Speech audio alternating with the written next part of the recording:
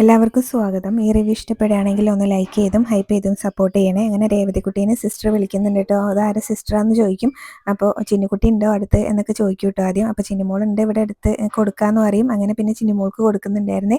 അപ്പോൾ ചിന്നുമോളോട് വിശേഷങ്ങളൊക്കെ ചോദിക്കുന്നുണ്ട്. ചിന്നുമോൾക്ക് സുഖമാണോ എന്നൊക്കെ ചോദിക്കുമ്പോൾ എനിക്ക് മാത്രം സുഖമാണ് എന്നൊക്കെ പറയും കേട്ടോ. അപ്പോൾ വേറെ ആർക്കും സുഖമല്ലേടി എന്ന് ചോദിക്കുന്നുണ്ട്. സിസ്റ്റർക്ക് സുഖമല്ലേ എന്ന് ചോദിക്കുമ്പോൾ സിസ്റ്റർക്ക് സുഖമാണോ എന്ന് ചിന്നുമോൾ അങ്ങോട്ടും ചോദിക്കുന്നുണ്ട് കേട്ടോ സിസ്റ്ററോട്. അപ്പോൾ സുഖമാണെന്ന് പറയുന്നിങ്ങനെ സിസ്റ്റർ പറഞ്ഞു കൊടുക്കേ.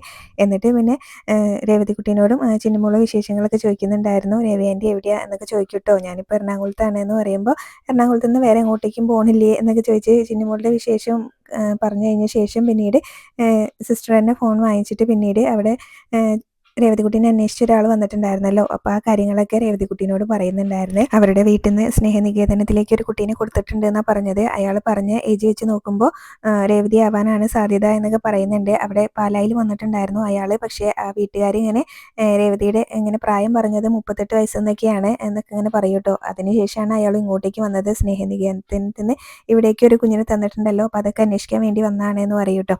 അപ്പോഴാണ് പിന്നീട് രേവതിക്കുട്ടി വന്നപ്പോൾ തന്നെ ഇങ്ങനെ ഗ്രേസനും മാമച്ചായനൊക്കെ ചോദിച്ചിട്ടുണ്ടായിരുന്നല്ലോ, നിനക്ക് അച്ഛനോ അമ്മയോ ഉണ്ടായിരുന്നെങ്കിലോ എന്നൊക്കെ ചോദിച്ച കാര്യങ്ങളൊക്കെ ഇങ്ങനെ രേവതിക്കുട്ടി ഓർക്കുന്നത് കേട്ടോ. അപ്പോൾ ആ അപ്പച്ചന് ഇവിടെ ഇരിപ്പുണ്ട് എന്നൊക്കെ ഇങ്ങനെ പറയുമ്പോൾ കൊടുക്കണോ, ഫോൺ കൊടുക്കണോ എന്ന് ചോദിക്കുന്നുണ്ട് കേട്ടോ. ആ അപ്പച്ചനോട് എന്താ പറയേണ്ടതെന്നൊക്കെ ചോദിക്കുമ്പോൾ എനിക്ക് ഇങ്ങനെ എന്താ പറയേണ്ടതെന്നൊന്നും അറിയില്ല. എന്തായാലും ആ അപ്പച്ചനെ കാണണമെങ്കിൽ ഇവിടുത്തെ അങ്കിളും ആൻറ്റി സമ്മതിക്കണം. എന്നെ ഇങ്ങനെ ആരും ഇല്ലാത്തപ്പോൾ അവരല്ലേ ഇങ്ങനെ മോളെ പോലെ ഇങ്ങനെ നോക്കിയത് എന്നൊക്കെ ഇങ്ങനെ പറയേ. എന്നിട്ട് പിന്നെ രേവതിക്കുട്ടിക്ക് ആകെ സങ്കടമാവുന്നുണ്ട് കേട്ടോ, എന്താ പറയേണ്ടതെന്നൊന്നും അറിയാതെ.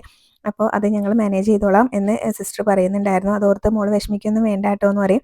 എന്നിട്ട് പിന്നെ ചിന്നുമോൾക്ക് ഒന്നുകൂടെ ഫോൺ കൊടുക്കാൻ പറയുന്നുണ്ട് കേട്ടോ. അപ്പോൾ ചിന്നുമോൾ കുറേ ഉമ്മയൊക്കെ കൊടുക്കുന്നുണ്ട്. വീണ്ടും വിശേഷങ്ങളൊക്കെ പറഞ്ഞ് അതുപോലെ തന്നെ രേവതിക്കുട്ടി കുറേ ഉമ്മയ്ക്ക് അങ്ങോട്ട് കൊടുക്കുന്നുണ്ട് കേട്ടോ. അത് കഴിഞ്ഞ് പിന്നീട് അലീനയുടെ കാര്യം ചോദിക്കുന്നുണ്ടായിരുന്നു സിസ്റ്റർ. അലീനനെ കാണാറുണ്ട്, ഇപ്പോൾ കുറേ ആയല്ലോ അലീനനെ കണ്ടിട്ട് എന്നൊക്കെ പറയും. അപ്പോൾ അലീനയുടെ അവിടുത്തെ വിശേഷങ്ങളൊക്കെ രേവതിക്കുട്ടി സിസ്റ്ററിനോട് പറയുന്നുണ്ട് കേട്ടോ. പക്ഷേ അതൊന്നും നമ്മളെ കേൾപ്പിക്കുന്നില്ല കേട്ടോ. പിന്നീട് ആ അപ്പച്ചൻ്റെ അടുത്ത് നിന്ന് അഡ്രസ്സൊക്കെ വാങ്ങിച്ച് വെക്കാനൊക്കെ ഇങ്ങനെ രേവതിക്കുട്ടി പറയുന്നുണ്ട്. നമുക്ക് ആരൊക്കെ ഉണ്ട് എന്നൊക്കെ ഒന്ന് അറിഞ്ഞിരിക്കാമല്ലോ എന്നൊക്കെ പറയുന്നുണ്ട്. അത് കഴിഞ്ഞ് പിന്നീട് ആ രമേശൻ നായരെയാണ് കേട്ടോ കാണിക്കുന്നത്. അദ്ദേഹത്തിന് ഒരു കോള് വന്നതാണ്. അപ്പോൾ ഒരു അർജൻറ്റ് കോളായിരുന്നു കേട്ടോ. അപ്പോൾ പെട്ടെന്ന് തന്നെ എത്തിക്കോളാം അയാൾ പറയുന്നുണ്ടായിരുന്നു. അത് കഴിഞ്ഞ് പിന്നെ അവിടെ വേറൊരു സിസ്റ്റർ ഉണ്ടായിരുന്നു. അപ്പോൾ ആ സിസ്റ്ററോട് പറഞ്ഞിട്ട് രമേശൻ നായർ പോകാനായിട്ട് നിൽക്കുകയാണ് കേട്ടോ. അപ്പോൾ ഒരു അർജൻറ്റ് കോള് വന്നിട്ടുണ്ടായിരുന്നു. എൻ്റെ മകൻ ഇങ്ങനെ തിരുവനന്തപുരം മെഡിക്കൽ കോളേജിലാണ്, ഞാൻ മാത്രമേ ഉള്ളൂ, അവനിൽ അപ്പം എന്താ അസുഖം എന്നൊക്കെ സിസ്റ്റർ ചോദിക്കുമ്പോൾ അവനില്ലാത്ത അസുഖങ്ങളൊന്നുമില്ല, എന്തായാലും ഞാൻ പറഞ്ഞ കുട്ടീനെ കുറിച്ചൊന്ന് അന്വേഷിക്കണം കേട്ടോ, മരിക്കുന്നതിന് മുന്നേ എൻ്റെ മകനൊന്ന് അവളെ കാണണമെന്നുണ്ട് എന്ന് പറഞ്ഞിട്ട് അയാൾ പോകട്ടോ. അപ്പോഴേക്കും രേവതിക്കുട്ടീനോട് സംസാരിച്ചുകൊണ്ടിരുന്ന ആ സിസ്റ്റർ അങ്ങോട്ട് വന്നിട്ട് ചോദിക്കുന്നുണ്ടായിരുന്നു കേട്ടോ, അദ്ദേഹം എവിടെയെന്ന്. അപ്പോൾ അദ്ദേഹം ഇപ്പം അങ്ങ് പോയതേ ഉള്ളൂ, ഒരു അർജൻറ്റ് കോൾ വന്നിട്ടുണ്ടായിരുന്നു എന്ന് പറയുമ്പോൾ അതേതായാലും നന്നായി എന്ന് പറയൂ കേട്ടോ. പിന്നീട് രേവതിക്കുട്ടീനെ വിളിച്ച് കാര്യങ്ങളൊക്കെ ആ സിസ്റ്ററിനോടും പറയുന്നുണ്ടായിരുന്നു. രേവതിക്കുട്ടിക്ക് ഇങ്ങനെ അവരെ പാലയിലെ വീട്ടുകാരെ വിട്ടു പോരാൻ കുറച്ച് ബുദ്ധിമുട്ടാണെന്നൊക്കെ പറയുന്നുണ്ട് കേട്ടോ. അപ്പോൾ ആ സിസ്റ്ററും പറയും ഇങ്ങനെ ഉപേക്ഷിച്ചവരെ വിശ്വസിക്കേണ്ട, സംരക്ഷിച്ചവരെ വിശ്വസിച്ചാൽ മതി, അതാ നല്ലത് എന്നൊക്കെ പറയുന്നുണ്ട് കേട്ടോ. പിന്നീട് ഗ്രേസമ്മ വന്നിട്ട് മാമച്ചായനോട് ചോദിക്കുന്നുണ്ട് ഇന്ന് പുറത്ത് പോകുന്നുണ്ടോ എന്ന് ചോദിക്കട്ടെ. അപ്പം മാമച്ചായൻ തിരിച്ചു ചോദിക്കും എന്തെങ്കിലും വാങ്ങിക്കാനാണോ എന്ന്. അല്ല, പുറത്ത് പോകുന്നുണ്ടെങ്കിൽ എന്തെങ്കിലും വാങ്ങിക്കാം, രാത്രി ഇവിടെ ഫുഡ് ഉണ്ടാക്കണമെന്ന് അറിയാൻ വേണ്ടിയിട്ട് ചോദിച്ചാന്നൊക്കെ ഇങ്ങനെ ഗ്രേസമ്മ പറയുമ്പോൾ അത് കേട്ടുകൊണ്ട് രേവതിക്കുട്ടി അങ്ങോട്ടേക്ക് വരുന്നുണ്ട് കേട്ടോ.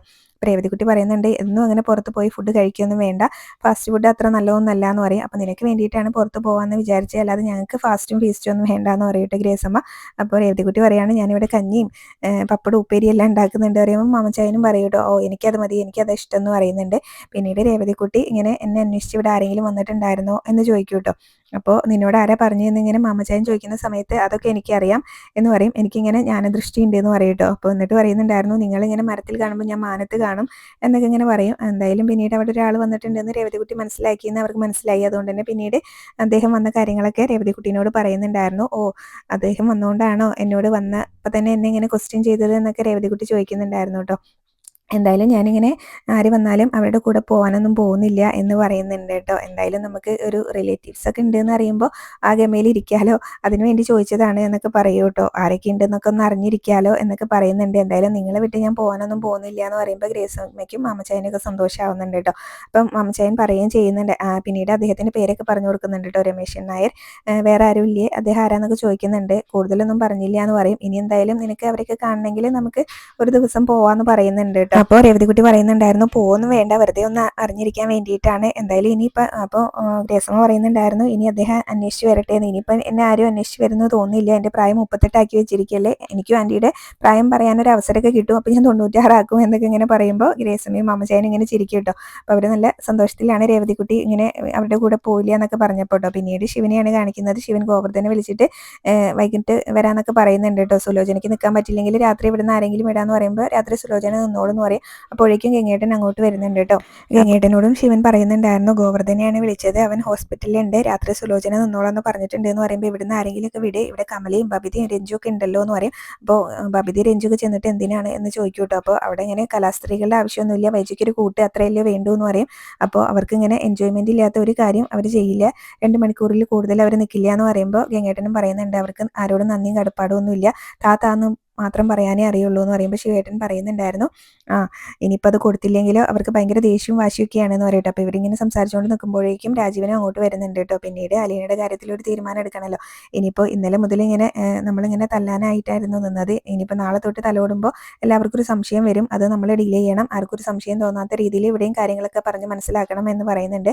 അതിൻ്റെ ഇടയിൽ 3 കാര്യങ്ങളും ഉണ്ട്. അലീനേനെ ആ വീട്ടിൽ നിന്ന് മാറ്റണം, അതുപോലെ തന്നെ വൈജയ്ക്ക് ഒരു സംശയം ഉണ്ടാവരുത്, പിന്നീട് ബാലേന്ദ്രനും അലീനേനെയും പിണക്കാതെ അലീനനെ അവിടുന്ന് മാറ്റണം എന്നുള്ള കാര്യങ്ങളൊക്കെയാണ് കേട്ടോ അവർ സംസാരിക്കുന്നത്.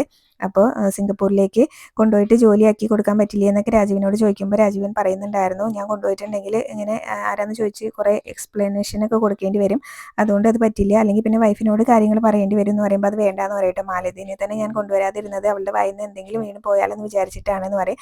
പിന്നീട് ശിവേനോട് ചോദിക്കുന്നുണ്ട് കേട്ടോ ഗൾഫിൽ എന്തെങ്കിലും ജോലി വാങ്ങിച്ചു കൊടുക്കാൻ പറ്റില്ലെന്ന്. അപ്പോൾ ശിവേട്ടൻ പറയുന്നത് കമലേനെ ഡിവോഴ്സ് ചെയ്താൽ നടക്കുന്നൊക്കെയാണ്. എന്തായാലും ബാലേന്ദ്രനോടും കൂടെ അന്വേഷിച്ചിട്ടൊരു തീരുമാനം എടുക്കാമെന്ന് ഗംഗേട്ടൻ പറയുന്നുണ്ട്. എന്തായാലും അലീന നമ്മുടെ കുട്ടിയാണ്, ബാലേന്ദ്രനേക്കാളും ഉത്തരവാദിത്തം നമ്മളാണ് അവളുടെ കാര്യത്തിൽ എടുക്കേണ്ടത്, അതുപോലെ തന്നെ അലീനനെ സപ്പോർട്ട് ചെയ്യേണ്ടതും നമ്മൾ തന്നെയാണ് എന്നൊക്കെ പറയുന്നുണ്ട്. വൈജിക്ക് സംശയം ഉണ്ടാക്കരുത് എന്നും പറയുന്നുണ്ട് കേട്ടോ. അമ്മയും മകളും ശത്രുക്കളായതുകൊണ്ട് ഇനിയിപ്പോൾ ഇങ്ങനെ അലീനയുടെ വായിൽ നിന്ന് തന്നെ എന്തെങ്കിലും വീണ് പോയാലോ എന്നുള്ളൊരു പേടി അവർക്കുണ്ട് കേട്ടോ. അലീന ഇതുവരെ എങ്ങനെ പിടിച്ചു നിന്നു എന്നറിയില്ലല്ലോ, അമ്മ ഇങ്ങനെ ദ്രോഹിക്കുമ്പോഴും ഏതൊരു മകളായാലും ഇങ്ങനെ സത്യം വിളിച്ച് പറഞ്ഞു പോകും, അവൾ ഇതുവരെ പിടിച്ചു നിന്നത് എന്തുകൊണ്ടാണെന്ന് അറിയില്ല എന്നൊക്കെ പറയുന്നുണ്ട്. അപ്പോൾ രാജീവനും പറയുന്നുണ്ടായിരുന്നു എനിക്കാണെങ്കിലും പിടിച്ചു നിൽക്കാൻ പറ്റില്ല എന്ന് കേട്ടോ.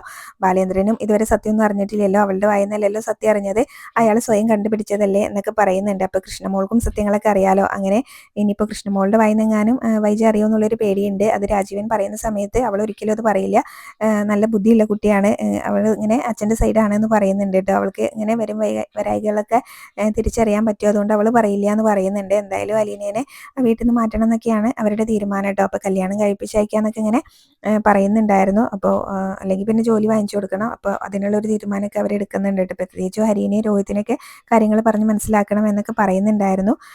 പിന്നീട് രാജീവൻ താഴേക്ക് ചെല്ലുകയാണ് കേട്ടോ. അപ്പോൾ രഞ്ജും ഹരിയും കൂടെ ഭയങ്കര ചർച്ചയാണ്, ഇവിടെ മൊത്തത്തിലൊരു ശോകമാണ്, എന്താ നടന്നതെന്ന് അറിയില്ലല്ലോ എന്നൊക്കെ പറഞ്ഞുകൊണ്ടിരിക്കുകയാണ് കേട്ടോ. രാജീവൻ വരുമ്പോൾ തന്നെ എന്താ കൊച്ചിച്ച അവിടെ നടന്നത് ഒന്നും അറിയാൻ പറ്റില്ലല്ലോ, ലീനനെ കിഡ്നാപ്പ് ചെയ്തിട്ട് അവളെ വിട്ട് അയച്ചില്ലേ എന്നൊക്കെ ചോദിക്കും. അപ്പോൾ ആര് കിഡ്നാപ്പ് ചെയ്തു എന്നൊക്കെയാണ് കേട്ടോ രാജീവൻ ചോദിക്കുന്നത്. അതൊക്കെ ഇവിടെ അറിയുന്നുണ്ട്. എന്തായാലും അവളെ വിട്ട് അയച്ചില്ലേ എന്നൊക്കെ ചോദിക്കുമ്പോൾ രാജീവൻ പറയുന്നുണ്ടായിരുന്നു നമുക്ക് തന്നെയാണ് ഇങ്ങനെ നഷ്ടം കുറവ് എന്ന് പറയും കേട്ടോ, എതിർകക്ഷികൾക്കാണ് ക്ഷീണം എന്ന് പറയുന്നുണ്ട്. എന്തായാലും കയ്യിൽ കിട്ടിയ എരേനെ വിട്ടയച്ചില്ലേ എന്ന് പറയും കേട്ടോ. പിന്നീട് ഇങ്ങനെ എനിക്ക് നിന്നോടൊരു കാര്യം പറയാണ്ട് എന്ന് പറഞ്ഞിട്ട് ഹരീനെ വിളിച്ചുകൊണ്ട് അവിടെ നിന്ന് അങ്ങ് പോകും കേട്ടോ. അപ്പോൾ രഞ്ജു ഭയങ്കര സംശയത്തിൽ നിൽക്കുകയാണ്. അപ്പോൾ ഇത്രയാണ് ഇന്നത്തെ എപ്പിസോഡിൽ കാണിച്ചിട്ടുണ്ടായിരുന്നത്. പിന്നീട് പ്രമോ കാണിക്കുന്നുണ്ട്, കമല പറയുന്നുണ്ടായിരുന്നു എന്നാൽ പിന്നെ നമ്മുടെ മകനെ കൊണ്ട് തന്നെ അലീനെ കെട്ടിക്കാനൊക്കെ പറയുന്നുണ്ട് കേട്ടോ. അപ്പോൾ ശിവൻ പറയുന്നത് കമലേനോട് എനിക്ക് വിരോധമൊന്നുമില്ല, ബാലേന്ദ്രനും അലീനയും സമ്മതിച്ചാലേ എന്ന് പറയും. അപ്പോൾ കമലയ്ക്ക് അങ്ങ് ദേഷ്യം വരുന്നുണ്ട് കേട്ടോ. ബാലേന്ദ്രന് ഏതോ ഒരു ഉണ്ടായ മോളെ എൻ്റെ മകനെ കൊണ്ട് കല്യാണം കഴിപ്പിക്കാനാന്നൊക്കെ ചോദിക്കുന്നുണ്ട്. പിന്നീട് എന്തോ കമല എന്തോ പറഞ്ഞിട്ടുണ്ട് എന്ന് തോന്നുന്നുണ്ട്. ശിവൻ ഇങ്ങനെ കമലേനെ അടിക്കാനായിട്ട് ഓങ്ങുന്ന കാണിക്കുന്നുണ്ട്. അത് കഴിഞ്ഞ് ഗംഗേട്ടനാണെങ്കിലും വൈജ പ്രസവിച്ച കുഞ്ഞ് മരിച്ചു പോയിട്ടില്ല, ആ കുഞ്ഞ് ജീവനോടെ ഉണ്ട് എന്നുള്ള കാര്യങ്ങളൊക്കെ മുത്തശ്ശീനോട് പറയുന്നുണ്ട് കേട്ടോ. അപ്പോൾ ഇത്രയും